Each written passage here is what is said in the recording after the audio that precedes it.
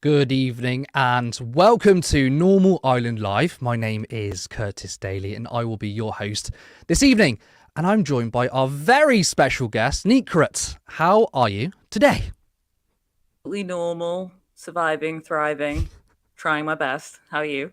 The same. We're all doing our best. But I'm great, and I just want to say thank you so much for joining us this evening. But let's get on to the stories of the night. Now, last night saw the first debate between all parties in a 7-way leadership panel. This obviously included both the Tories and Labour, the Greens, Liberal Democrats, the SNP, Plaid Cymru, and of course Reform UK. Now let's take a look at the highlight reel.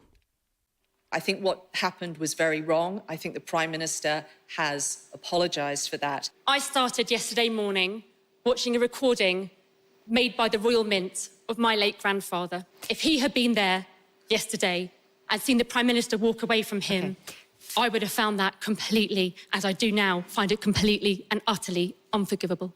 Respect our veterans, including those with the average age of 100 who were deserted by the Prime Minister in Normandy yesterday, which I think was a complete and utter disgrace. Keir Starmer confirmed this earlier this week. They are going to put up your taxes by £2,000. That's a lie. By £2,000 per working household. The model through which we fund health is wrong.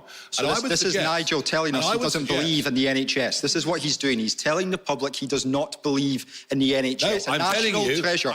No profit should be taken out of the NHS. We will not consider ever privatising the NHS. If you meet a migrant in the NHS, they're more likely to be treating you, as I was the last time I saw a GP, than being ahead of you in the queue. Migration is absolutely essential to our public services. It's absolutely essential to our businesses, and it's absolutely essential to our economic growth. The truth of it is, this ought to be the immigration election. Because whether we talk about housing, whether we talk about the fact that rents are up between 20 and 30% in most of the country in the last 4 years, whether we talk about the roads, whether we talk about infrastructure, we are living through a population crisis. Of course we need rules on borders. Wales controlled its own borders during COVID. That's what countries do. Well, look, this might be an immigration election, but it is definitely going to be a cost of living election. And one thing that we can do to help the gentleman who asked the question is about ensuring that you keep more of your money.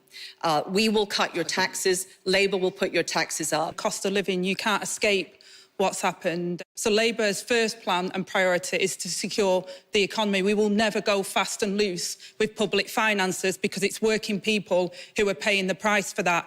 Of all the things that the Conservatives have broken, the worst thing that I think they've broken is people's hope. Do you remember going back on the tuition fees pledge?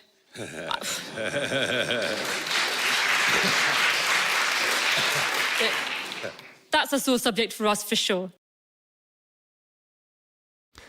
Now, Stephen Flynn, who was representing the SNP, made the point of Brexit being a disaster. But there's also a conspiracy of silence on other issue, and that's Brexit. Because Brexit has impacted the economy more than the COVID pandemic. It has put your food bills up completely unnecessarily. It has been an unmitigated disaster for the economy. And that is why at this election you need to ignore the snake oil salesman who delivered Brexit, and you need to challenge the Labour Party and the Conservative Party about why they aren't seeking to rejoin the single market, why they aren't seeking to double down on making sure that we return to freedom of movement, and why we aren't investing in our renewables future. And our exports are at a record high. Penny, you know for a fact that Brexit has wiped £40 billion worth of tax receipts out of the UK economy. You did that because you were terrified of Nigel Farage. The worrying thing for me, though, is it's not Nigel. It's the silence of the Labour Party when it comes to the damage of Brexit. Silence on £18 billion of cuts, silence on Brexit. The public deserve better and the SNP will provide it. But it was Carla Denyer providing the zingers of the night. Angela Rayner and the Labour Party Keir Starmer confirmed this earlier this week. They are going to put up your taxes by £2,000. That's a lie. By £2,000 per working household. Penny, your government Well, what is it have then, raised Angela? taxes to What the is record it? level in 70 years. The last we Parliament, have, and we've hated 26 putting different taxes up. We have now been cutting taxes. We will continue to cut taxes. The country can afford it. You're using £2,000. Penny Mordaunt. Penny Mordaunt, you're using a figure that's been criticised by the UK Statistics Watchdog. Costings and Labour's Why don't you stand by your record? Record levels of taxes on working people. 26 separate tax hikes in the last Parliament. About 12 new taxes that Labour are going to bring in. Absolute rubbish. We've absolutely guaranteed we will not raise taxes for working people in this country. Can we have a shot? To close that gap. £2,000 per working household. Which policies are you going to take out of your manifesto? We've been clear how we would pay for our manifesto. Okay, it's time to hear from the others. Angela Rayner, it's time to hear from the others. Carla Denyer. Well, that was terribly dignified, wasn't it?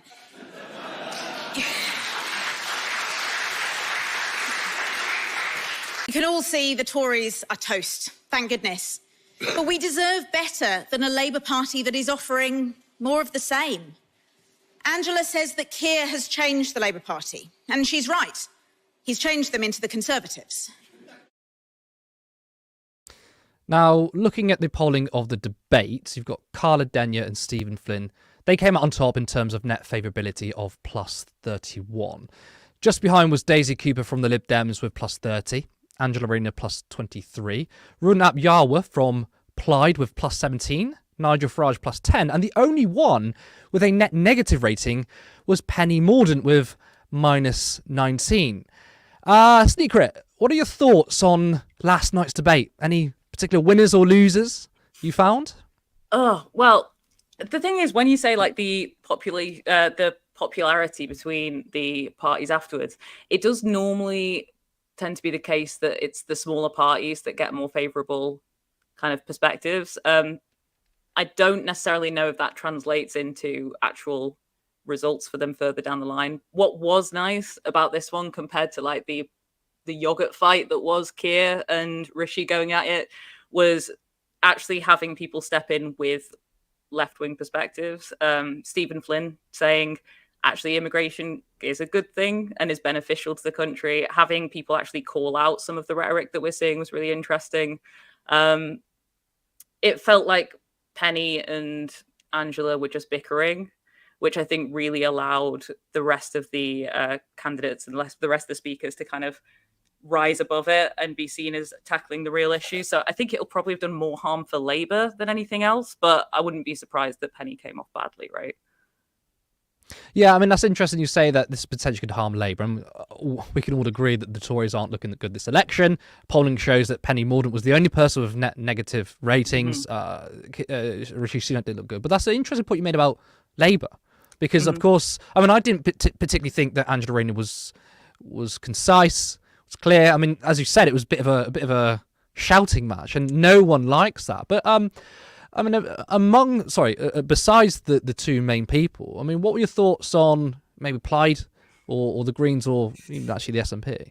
Yeah, I thought the SNP, I think Stephen did well. I just made a note there when he was talking about the conspiracy of silence between Labour and the Tories. It's interesting that it felt like that was an angle that he was going to go after, of like them working together. And obviously we saw with Carla, she did the same thing. But I didn't feel like it went as far as he could have. I feel like he could have been a little bit more punchy, particularly when you talk about, like, you know, he called Nigel a snake oil salesman. He didn't talk about the fact that Nigel Farage financially benefited from the outcomes of Brexit, or that Tory ministers have benefited financially, personally, from the outcomes of Brexit. I think it gives me a little bit of hesitation when you can tell they're going in for the kill with a jab like that, but they don't actually follow all the way through. But I feel like most of the smaller parties overall, they had the same message, right? And this is what these debates are about. It's about optics. It's about how it appears to the public. And I think all of them got the chance to be like, we're rising above it. These guys are basically doing the exact same thing. It was a shame that Penny and Angela were stood next to each other as well. because that made it feel even more like they were in this little kind of weird fight between themselves. Angela did well, as far as I'm aware. Like, she didn't have any major screw-ups with it, but she also didn't. They were arguing about a manifesto that hasn't come out yet, and kind of just trying to deal with shouting each other down. So I think for all of the smaller parties, they did a lot better. I think Carla was impressive as well. She had a lot of value to add, and a little bit of humor, which was nice actually this time. I mean, that's interesting that you said about the manifesto, because you're right, the manifesto hasn't been dropped. So, and this is what was lacking on the first debate, I thought, which was substance and policy. I mean, there were a couple. I did like it when Keir Starmer said we're going to raise taxes on the wealthy, and that was the end of the non-dom status. So rather scrapping tax loopholes rather than, increasing taxes on the super wealthy. But that was a policy difference. But you're right, there's no manifesto out there. So really, it just feels like either a vibes-based debate, which is essentially vibes-based election, or trying to tap people, on competency. And that's my worry, really, because this election is very much about competency, managing the country better, rather than any sort of line on ideology. So, what was the most impressive thing you thought in terms of policy? I mean, I guess it came from the smaller parties. Yeah, I felt like it did. I feel like I didn't think Daisy impressed as well as she could have on the Lib Dem side, and I think she got completely done in by the tuition fees jibe. That was an easy one. I did feel Carla had the most kind of solid policy that she was putting forward.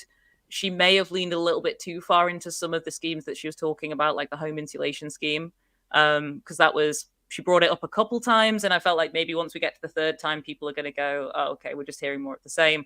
Nigel Farage doesn't have anything specific to say. It's always immigration. I think he let himself down, actually, in this one. He's normally like the king of the stage when it comes to the charisma and getting the little jokes in, but he just seemed like a tired old guy who stood for election 8 times and never been an MP. I think Plaid Cymru and the SNP, it felt like they were more there to kind of air their grievances than go for kind of fully tangible policy as well. But there were a few pieces that came through that I thought were interesting. But yeah, I think Carla was the one where I felt like I actually remembered front of mind, like she's talking about putting policies in place as opposed to talking about the wider moral of it all. I mean, there was another poll actually that said just in totality who was the winner of the debate, and 25% said Nigel Farage. He was quite well ahead, which is really surprising. And it wasn't in the highlight reel. But Nigel Farage was talking about the NHS and changing or reforming the model, which is code word for selling it off. So, I mean, your thoughts on that? I mean, why would anyone think that's popular? I don't know, Matt. Maybe I've just seen too much of Nigel. Maybe because I've spent too long looking at Nigel, it feels obvious now. But like I think there are people in the country currently who are supporting reform regardless, and he's a cult of personality. He's a right-wing populist. That's one of the key elements of being a right-wing populist, is you have to rely on a charismatic leader. If it had been Richard Tice speaking, I think we'd have had a very different vibe. He's also said, I would run the NHS like a business. His businesses have not been ideal, and he didn't realize that one of his own potential candidates was dead. So they're not incredibly on it with business acumen anyway. I just think it's a case of people still seeing Nigel as this like fearless leader more than anything. I wouldn't see it. I don't think there are going to be people who were undecided previously who were won over by his performance. But I felt like he fell flat compared to his previous airings. But it might just be my overwhelm. I've been overwhelmed by seeing his face for too long now. I mean, with Nigel Farage, here's the thing. I mean, when we watch these debates, we kind of have to take our own biases off, I mean, we're seeing it from a left-wing person. To try and take it off, I often look at Nigel Farage and think he is a very good political operator, or he's very good. He's good at being the underdog. The underdog. He's very good at narrativization, if that's even a word. I might think just make that up. He's very good at speaking. I mean, if I just put it plainly, speaking. And what worries me is we don't particularly have someone like that on the left. I mean, I think Carla Denyer is fantastic. I think she's clear and concise. I think Zach Polansky, the deputy leader, he's really impressive. But we don't have this sort of no-nonsense approach, kind of like a Mick Lynch figure. Mick And I Lynch would is love exactly to who I see. was going to say. I would love to see a Mick Lynch figure on the left, because I think that what Nigel Farage has and people on the right is this sort of lack of care, which, and I think the British people respond actually favourably to a bit of no nonsense stuff. A bit of bantering, not particularly cruel, but that sort of thing. I haven't got an all cue, that vibe that you went for. You said that at the end, didn't you? Well, not me. I haven't got an also cue like the rest of them. I'm just a normal guy. Like, yeah, I know what you mean. Now, it's very interesting. We will move on to our next story. Now, the polls haven't seemed to close at all. Labour are still enjoying a huge lead, so you'd think that Sunak would work incredibly hard to fight for every vote. Well, that doesn't seem like his strategy. In fact, it seems like he's doing the complete opposite. British Prime Minister Rishi Sunak has apologised for leaving International D-Day commemorations in France early so he could do a television interview as part of his campaign for the United Kingdom's election next month. The leader of the ruling Conservative Party posted an apology on X, or as we call it, Twitter, on Friday after coming in for intense criticism from across the political spectrum for ducking out from the ceremony the previous day. After the conclusion of the British event in Normandy, I returned back to the UK. On reflection, it was a mistake not to stay in France longer, and I apologise, he said. So Rishi Sunak left the commemoration on D-Day early to record an interview with ITV, which wasn't going out until next Wednesday, which is astonishing. Now, even though he apologised, he couldn't help but claim that his critics were politicising the day. 2 days, I've participated in a number of events in Portsmouth and France to honour those who risked their lives to defend our freedom and our values 80 years ago. The itinerary for these events was set weeks ago, before the start of the general election campaign, and having participated in all the British events with British veterans, I returned home before the International Leaders event later in the day. On reflection, that was a mistake, and I apologise. I think it's important, though, given the enormity of the sacrifice made, that we don't politicise this. The focus should rightly be on the veterans who gave so much. I had the honour and privilege of speaking to many of them and their families, hearing their stories, expressing my gratitude personally to them. But I'm someone who will always admit when I've made a mistake. That's what you'll always get from me. I have to say, Prime Minister, you sound more exasperated than apologetic. These men made the ultimate sacrifice, and you couldn't even sacrifice a whole afternoon. Ken Hay, a 98-year-old D-Day veteran, told us that you let the country down. Is he right? I participated in events both in Portsmouth and in France over 2 days because this is an incredibly important moment for our country to commemorate the sacrifice of all of those and their service. And it was a real honour and a privilege to meet many veterans and speak to them and their families, hear their stories, express my gratitude to them, and build on our record of making sure that this is the best country in the world for veterans. Prime Minister, you didn't care, did you? No, I cared deeply. Then why didn't you stay? As I said, the itinerary for these events was set weeks ago, before the general election campaign. I participated in events both in Portsmouth and in France, and having fully participated in all the British events with British veterans, I returned home before the International Leaders event. That was a mistake, and I apologise for that. But I will always be proud of our record in supporting veterans here in the UK. We have a dedicated Office for Veterans Affairs, the first Veterans Minister sitting in Cabinet, and a range of programmes to support them with health, housing, employment needs. That's something that I've worked very personally on because it's personally important to me. And as I said yesterday and the day before, I had the privilege of speaking with many veterans and their families to express my personal gratitude to them for their service to our country and to honour what they and their colleagues have done for us. I mean, whether people are politicising it or not, I mean, this is politics. Of course, opponents are going to use this. I mean, why wouldn't they? And it's not as if Sunak is above weaponising issues. But it's really staggering because he's obviously going to lose. A lot of us know that. So the best and frankly only thing he can do is to keep as much of his base as possible. I mean, skipping D-Day or not staying for the entire commemoration sticks two figures up to many people, including those most likely to vote Conservative, especially fighting an election on national security. But it doesn't end there. We have another damning clip of Sunak belittling doctors. Here he is laughing in the face of a concerned GP. People are being used to conduct consultations, which are massively complex. Most people we see over the age of 40 have at least 6 different diseases going on at once. They cannot be coped with by half-qualified staff. Most GPs spend more time on holiday than in surgery, love. Oh, really? Is that so? You go to your surgery and you will find out how much they earn. The amount that they earn publicly declared on every website. Ma'am, if you just mind. So my dad was a GP, but my mum was also a pharmacist. My dad was a GP. I mean, we're going to get tired of that, aren't we? We hear Keir Starmer saying, well, my dad was a tool maker. I mean, it's the line of the election. Now, if you didn't hear the man in the background, he said, and I quote, most GPs spend more time on holiday than in the surgery, love, which is frankly a disgusting and untrue remark. But Sunak laughed as everyone else did, which is pretty grotesque. Sneakcret. What is going on? I mean, is Sunak trying his best to lose the election? I don't think he laughed like everyone else. I think he laughed very weirdly and not like a person. I hadn't seen the apology video, but he looks like he's just been crying, which I guess maybe helps him look a little bit more sincere. But I just saw he can't talk like a normal person. He can't come across as sincere. When he tries to seem sincere, he seems like he's secretly laughing at you. And then when he's actually laughing at you, that also feels fake.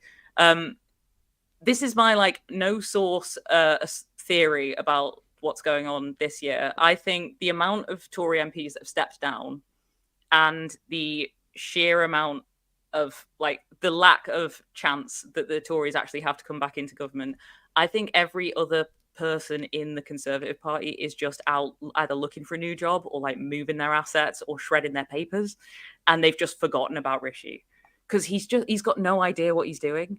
It feels like he's someone who relies on so much guidance in order to just come across as the bare minimum, not awful, and he's out here on his own in the world. It doesn't feel, I don't know if it's necessarily full sabotage, but the interesting thing about that first clip where he's saying, this was scheduled weeks before the election was called, that just reminds you of the fact that I don't think he was planning to have an election at this time.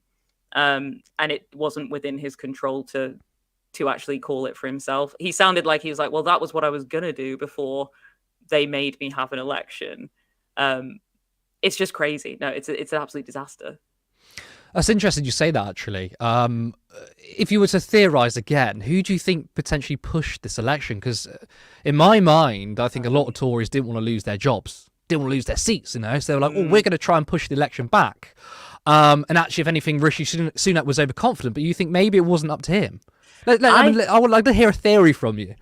So, again, based on nothing. I think that the Tories have got what they can out of the country at this point. We know how much money they have redirected and they've diverted away to their private contracts and their private funds and their friends who they've had WhatsApp chats with. That was the thing that I thought was interesting. They missed out from the debate. When they're having that conversation about the conspiracy of silence, nobody mentions private contracts and funds being redirected elsewhere. That it makes me nervous when Labour don't call that out, because it gives me the implication that maybe that's also on they can't throw stones in glass houses kind of thing. But yeah, my theory, I think they're running the risk of, if they push it further down the line, they know there's no recovery at this stage. And I think it's just a case of getting out as soon as possible and trying to cover their backs as quickly as they can. That's my view on it at the moment. I feel like he has been pushed. I don't think he's called it of his own volition. I think it's interesting about the D-Day scenario, which is that it's it's hugely important to do it as a politician who's seeking to get re-elected. Mm-hmm. But it feels like the culture wars from the right has bit them in the ass. Yeah, they've virtue signaled themselves into a black hole. Remember when, what was it, Corbyn did? He didn't bow as far as he could have, and that was a disaster. And then he had that hat that made him look like a communist. And now it's finally come back around to hit them. You could see it even in the debate, the whole kind of, well, I would never allow something like that. Penny was like, this is so wrong, it was so bad, but she wasn't there. She wasn't doing anything for D-Day because she didn't have any plans for it.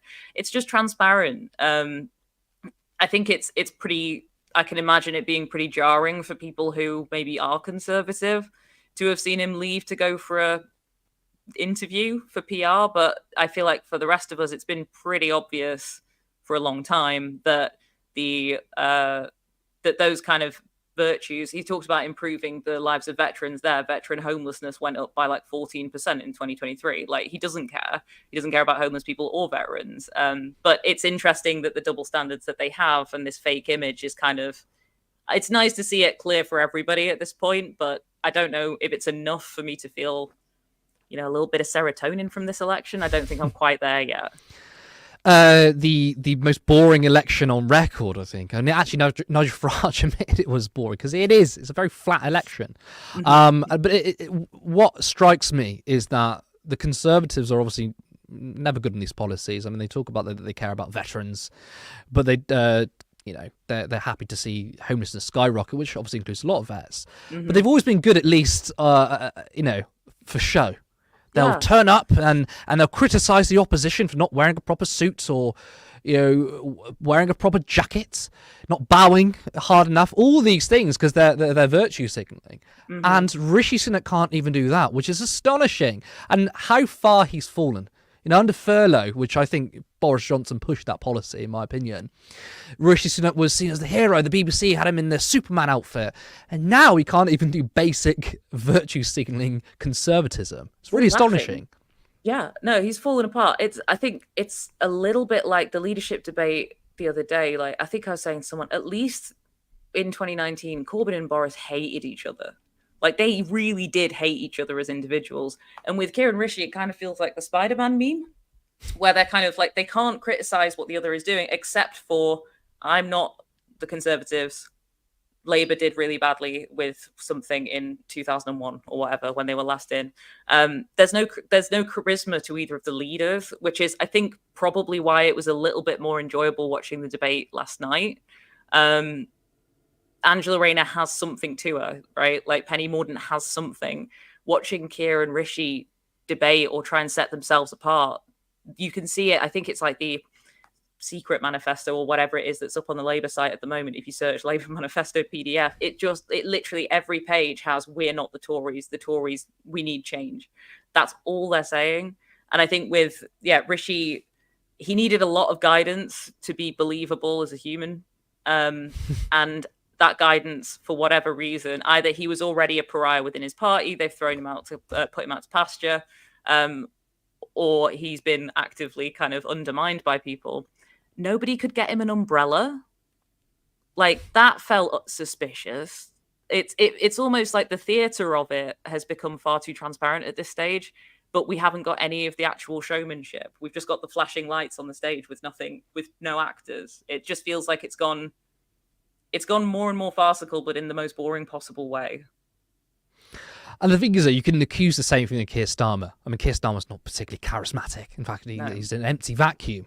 He, to me, looks like more of a robot than Rishi Sunak. I mean, I might say the controversial thing here. I think Rishi Sunak has more charisma than Keir Starmer. Not to say that he has any charisma, but I think Keir Starmer's far worse. I think Keir Starmer's less politically astute. Is that the word? Attuned, whatever it is. You know what I'm trying to say. Yeah. I don't think Keir Starmer's good in these basically led by his advisors behind him, but they're both as bad as each other. We know that. Now, I do want to go to our comments. However, we have a slight technical issue. I can't see them. I have a couple up. I can see a couple from here if you want. Well, get them up. You can be our co-producer. I can have a look through it. So we were talking about about reform, and there was the standard.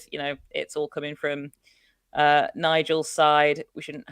There was a good point from Charlotte, who said we shouldn't have winners. We need to stop seeing politics as a game, which I think kind of lines up to what we were going through there. Yeah, do you know what? That's a very good comment, because I've said this for a very long time.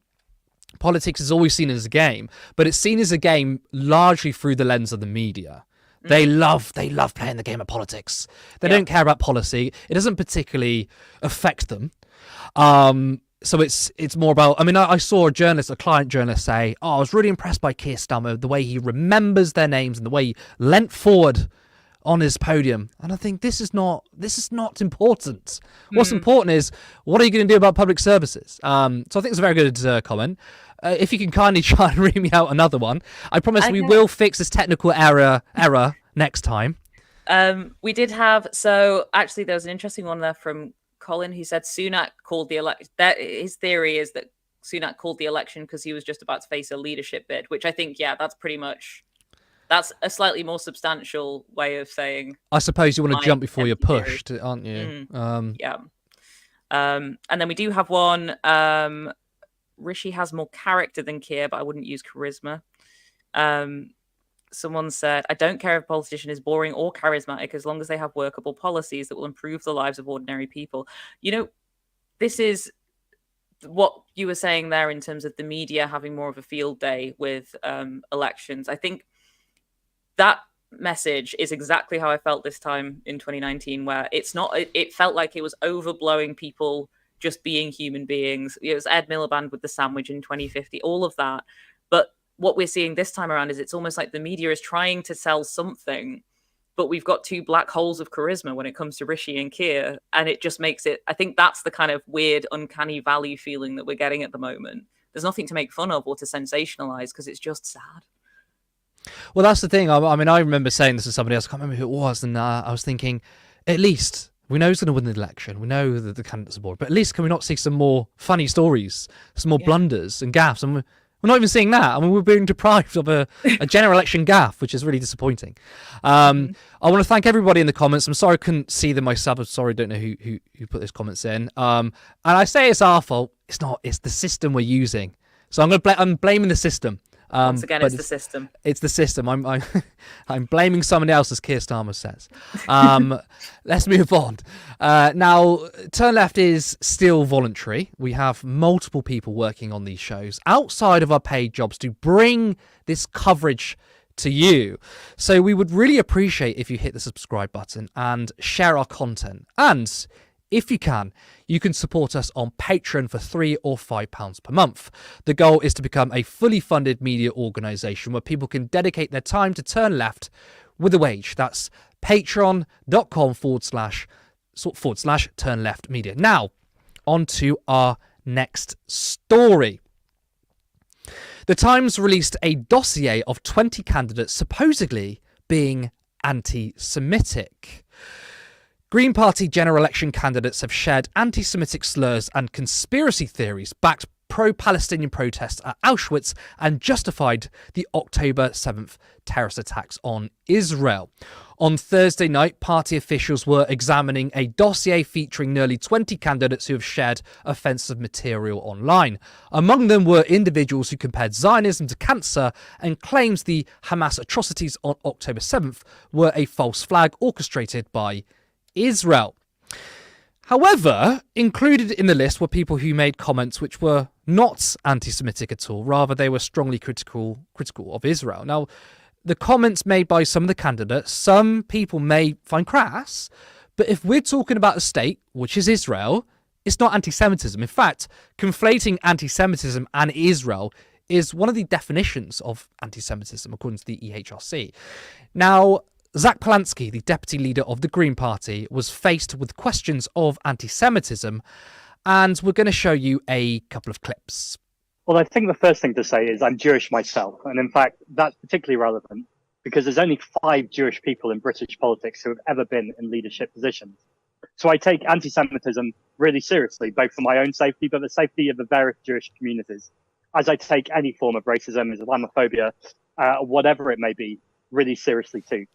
Secondly, I'm really proud of my stance and the Green Party's stance around the conflict in Gaza. That's to say, there needs to be a ceasefire, a release of the hostages, and to end arms sales to Israel. Now, I don't think anyone would say there's anything anti-Semitic about that. And it's really clear that we never conflate being critical of the Israeli government, as I believe we should all be highly critical right now, and being anti-Semitic. Now, of course, being anti-Semitic isn't acceptable and will never be tolerated in the Green Party. I do think it's really disappointing to see political parties often weaponizing anti-Semitism.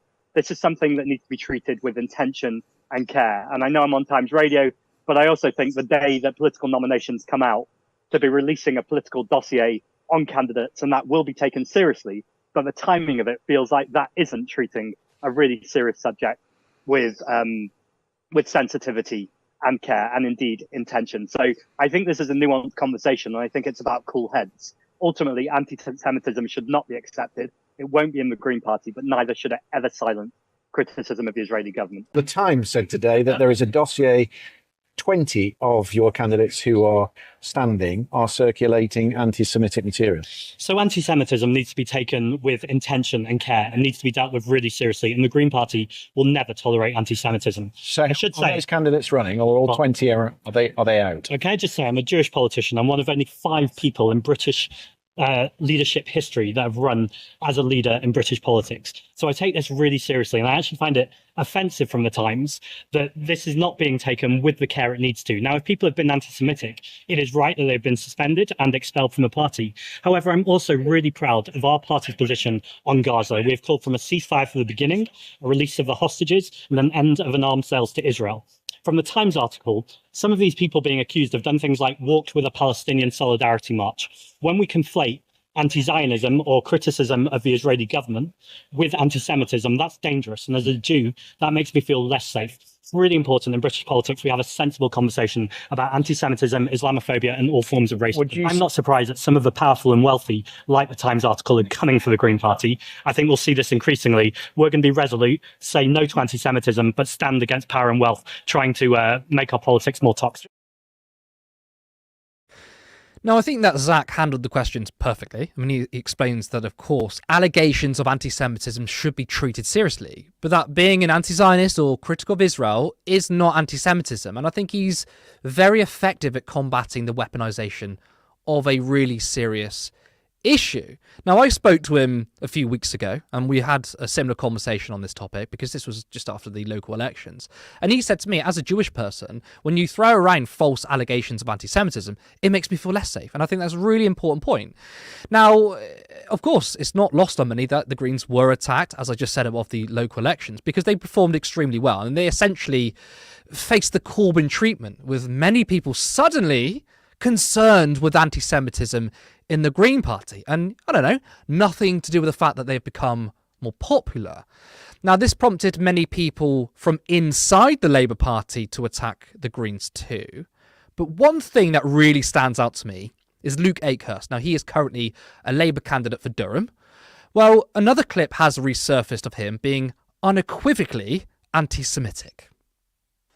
Because they have abandoned very much of their Jewish identity. They don't go to shul at all. It's become a purely cultural thing around the occasional bowl of chicken soup or whatever. Unbelievable. Now, it's worth noting that Luke Akehurst isn't Jewish, yet here he is basically saying that some Jewish people aren't properly Jewish. Now, what I find funny is that there seems to be no media fuss around Luke Akehurst. I mean, a handful of articles at best, and nothing from the Jewish Labour movement, who are very quick to go after the left in the Labour Party and the Greens.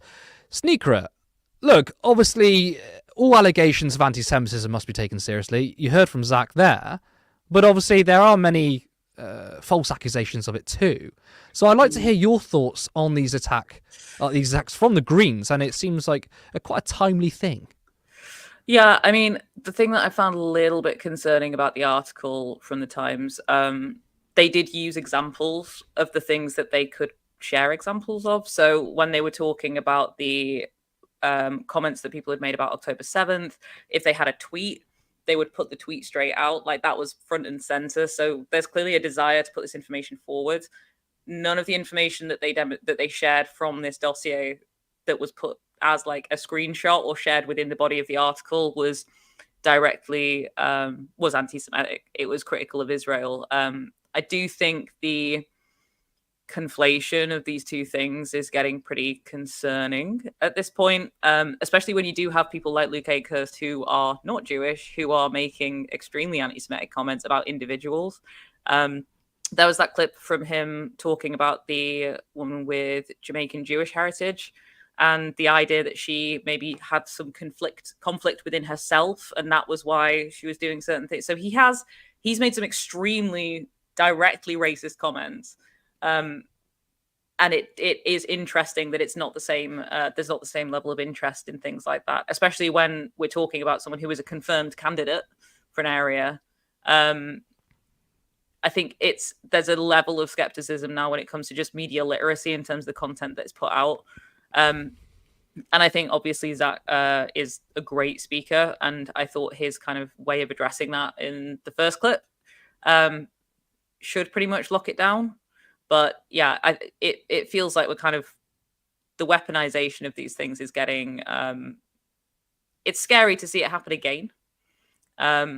And especially kind of at such a brazen level at this point. I think we were talking earlier about some of the comments that they were claiming were anti-Semitic were to do with seeing Israel as criminal and committing criminal activity, which is what the International Criminal Court are accusing them of. Like, it's not like an unfounded comment out of the blue, you know.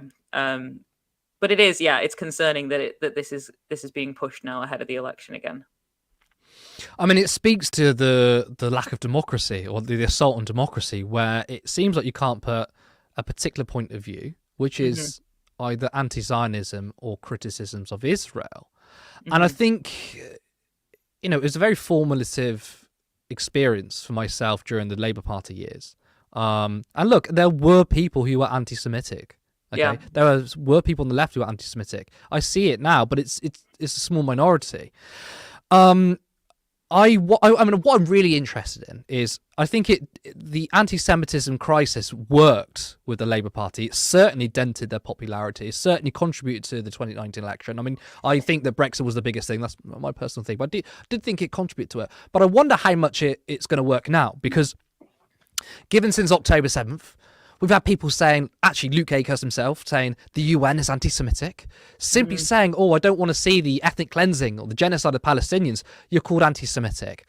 Yeah. And I do wonder in these circumstances whether claims of anti-Semitism will just sort of be ignored. And in one sense, that's good, but another sense, that's really, really bad, because what's worrying is when there is real incidents of anti-Semitism, people are going to disparage it. Yeah. And I think the anti-Semitism concerners, I call them, who I don't particularly think they care about anti-Semitism, just push it out there. They say stuff like, you know, the pro-Palestine marches, they're all anti-Semites and terrorist supporters. They're doing damage. They're making Jewish people feel more scared. They're making them more paranoid. And it doesn't seem like there's a reckoning here, because you've got the media on side, you've got, you know, the BOD on side. I mean, as I said, the Jewish Labour movement hasn't made a statement about Luke Akehurst, but have quickly condemned anyone who's been critical of Israel, or anyone who said that, you know, what's happening in Gaza is a genocide. I think that's really dangerous.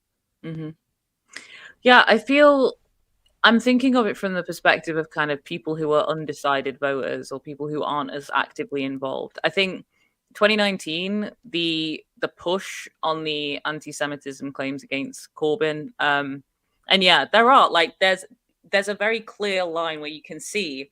I have it with comments on my own videos where I have to remove or like address them, where there is a clear tipping point between people who are critical of Israel and people who are being anti-Semitic, and that does exist, but it's obvious when it's direct anti-Semitism, right? And it's not criticism of Israel overall. I think in 2019, that campaign became a huge part of the mainstream.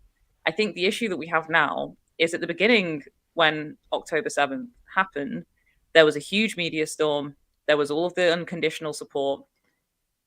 People who are generally kind of undecided in the public, I don't know about you, but I haven't seen, the supporters aren't there anymore. The people who were saying that you know, this is what should happen, this is unconditional, all of that has kind of faded away. And I think the overall topic of Israel to people who are undecided voters, it's kind of, they don't want to talk about it. They don't want to address that maybe they were wrong, but they also just don't want to talk about it at all. I thought in the leadership debate, the fact that it didn't come up, and in the other debate on Tuesday, it was mentioned very, very briefly. It feels like it's something that all parties know that it's bad for them to talk about it now. And the undecided voters are kind of, they don't want to hear about more of this coming through. I'm so sorry, my dog's here. Yeah. And look, I mean, we don't have anyone. I'll just be with you a second. We don't have anyone who is there to defend themselves from the dossier. What I found quite striking, though, was that there were people who wrote very strong statements on October 7th. People saying that, you know, this is finally the resistance. And look, I even, on the day it dropped, the attack happens, before we knew all the details about it. I mean, I even wrote, well, if you occupy Palestine for 75 years, you're going to get a resistance. And of course I wrote that, and then when I found out actually it wasn't, you know, Hamas weren't going, or anyone weren't going for the IDF or security systems, it was innocent Israelis, I deleted that tweet. And I think there are many people who feel very strongly about an ethnic cleansing and genocide did write a couple of tweets which were like, I don't think we're anti-Semitic, but we're like, well, this is the resistance. I mean, Rivka Brown mentioned it, which she's apologised for. But at the time, we had no details. And I still think that's very dangerous when you've got the Times trying to say everyone is anti-Semitic, especially for a tweet that you just simply write out really quickly. Sneakret, you are back. That's good to hear. I hope you saw it. Was it your dog? Completely forgot. My dog was asleep and got like a jarring shock just now with someone moving. But yes, I'm back. Good. Now let's move on to our final story of the evening.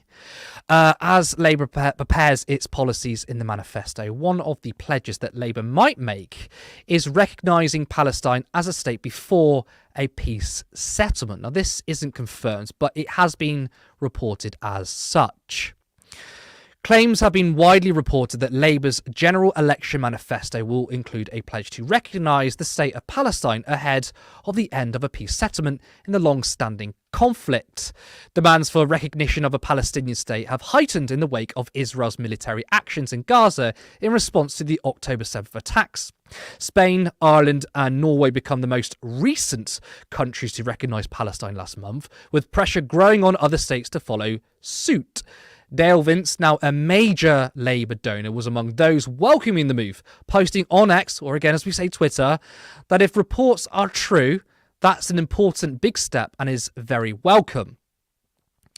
Now, David Mencer, who is currently Israel's spokesperson, a former member of the Labour right, he is probably most known for his bizarre interaction with James Schneider, calling him friends with Jew haters. Of course, Schneider is a Jewish man on the left.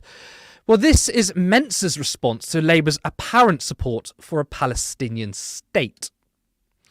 Israeli government spokesperson David Mencer told the newspaper, countries embarking on this path should ask themselves this simple question: does their action support peacemakers or does it reward terrorists? Well, the ICJ has said that Israel is plausibly committing a genocide. We've seen footage of IDF soldiers doing the most heinous things, and Israel has continued to bomb schools and hospitals. In my view, the IDF are terrorists too. So is David rewarding terrorists? Sneaker, I want to get your response to reports that Labour may recognise Palestine before any peace talks. I mean, can you even believe them? I mean, it wasn't too long ago that Keir Starmer said that Israel had a right to cut off water and electricity, which is a war crime. Yeah, I mean, I think it's hard to keep track of Labour's stance on Palestine because it has changed so many times. But I think what's important is looking at the wording of how these things are phrased, because there's this thing called hindsight bias, which I've talked about a little bit before on my account, but it's around the idea that like after something happens, people will go back and kind of rework and justify their claims. And what we're seeing with Labour, and we have over the last few months, is the realization that those initial comments, that unconditional support, that every right to do whatever they want to do, they've realized that that's not going to go down well in history. So what we're now seeing, the statement around this pledge, they said, like, we haven't changed our stance. We've always supported the idea of a recognized Palestine alongside an international peace process and a safe and secure Israel. And these kind of weasel words that fit into it, make it far harder for us to kind of go back and pass, like, actually, has he always said that? Have they always said that they would recognize Palestine? Because they have, but under a lot of very, very specific conditions.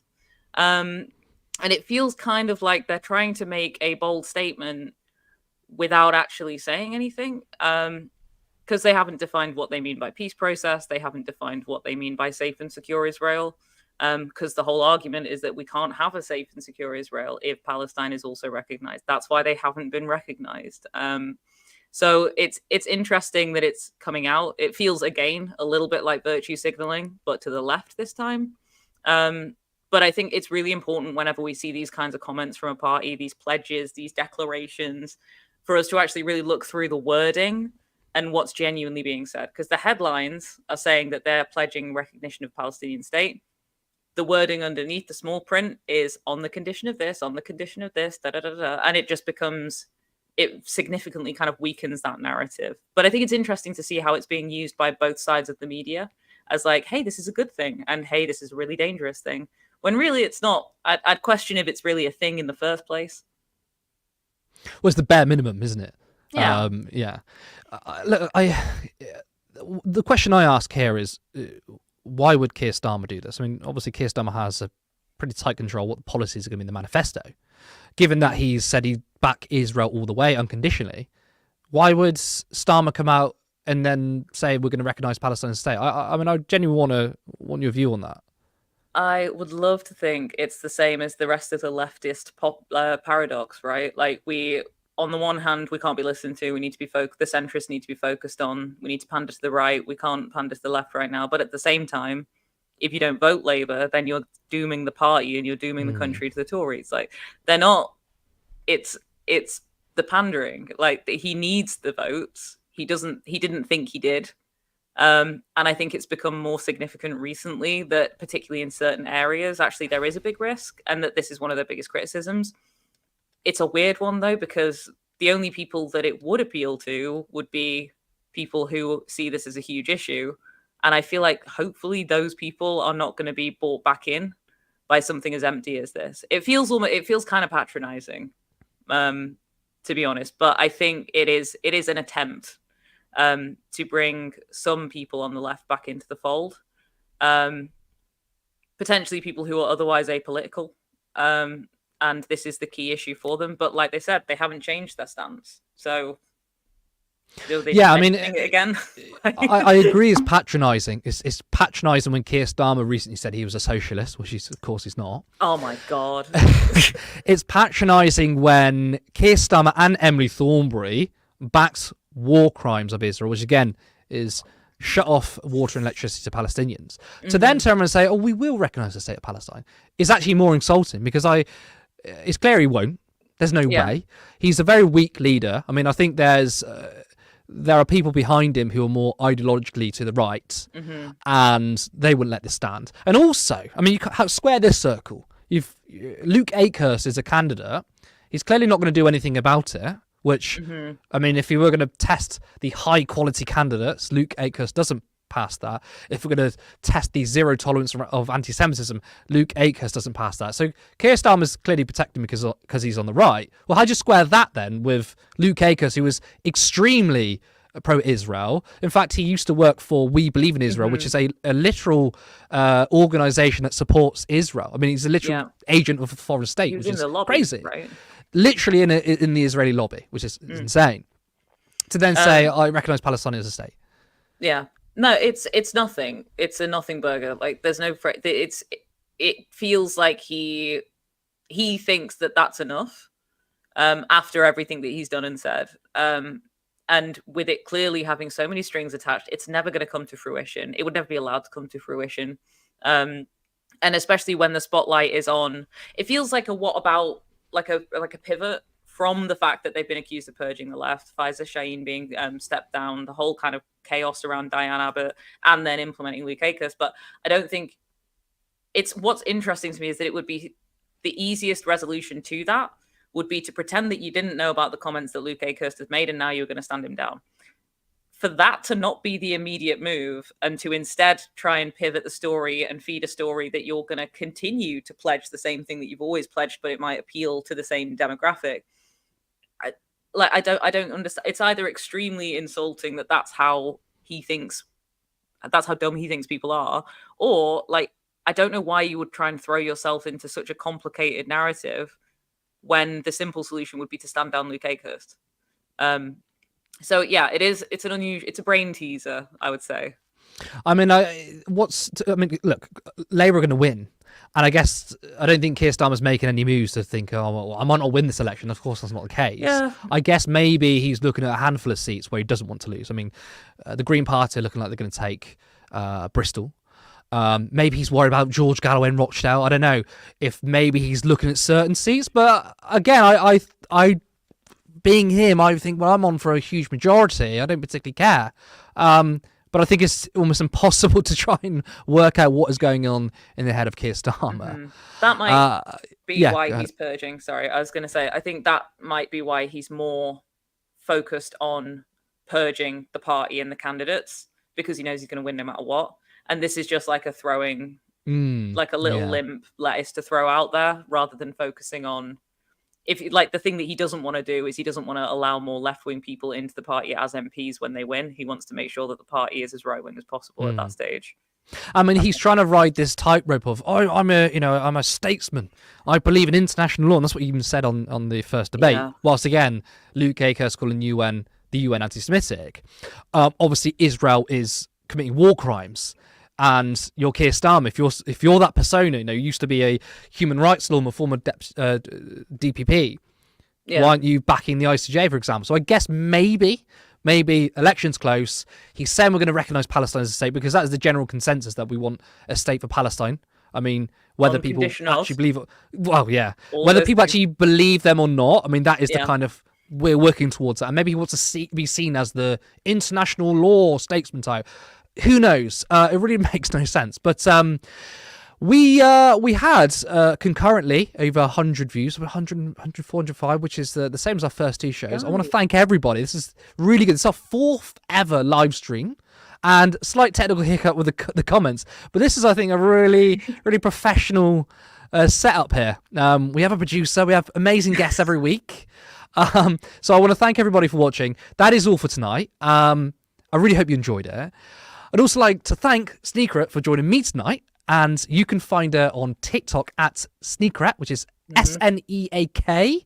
Is that right? The link 100%. is in the description. Please go follow her. She makes excellent content.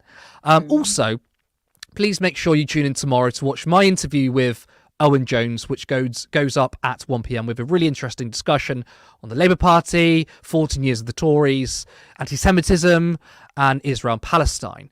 You can also catch us here live on Monday at 7:30 p.m. I'm Curtis Daly. Thank you, and see you next time.